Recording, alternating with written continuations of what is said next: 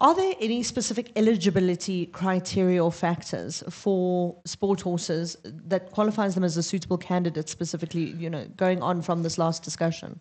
So I think you sort of have to evaluate it on a case-by-case basis.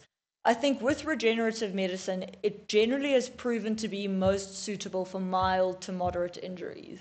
Unfortunately, if a horse sustains like a really, really bad shattered cannon bone. Well, I mean, we're not Harry Potter. We can't grow a bone back.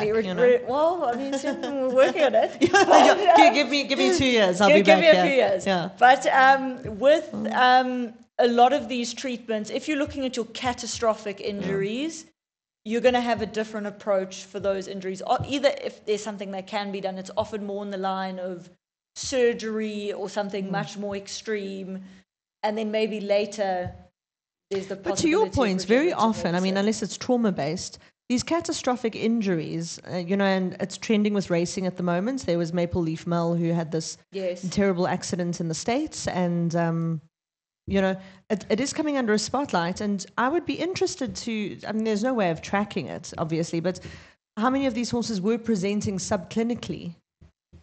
Is that the big question in the space? I think that is a big question. I don't know how we solve it, though. Yeah. I think, it's... Is there any way to identify, like, horses that they're not presenting as lame? Like, how do you... I think, unfortunately, a lot of it comes down to cost and the extent to which you're going to do diagnostics and a whole lot of other things. Because if a horse is presenting 1 out of 5 lame on its front right a week and a half before a race, it could be something where, depending on how much money you want to spend, could have stubbed its toe. Well, exactly, but it also could be a case of it's just a bit of a flare-up, the horse got jarred up in training, the horse is treated with something like cortisone or IRAP or whatever, and the horse is good to go. Now, a horse that's got something much more serious but subclinical could present very, very similarly. Okay.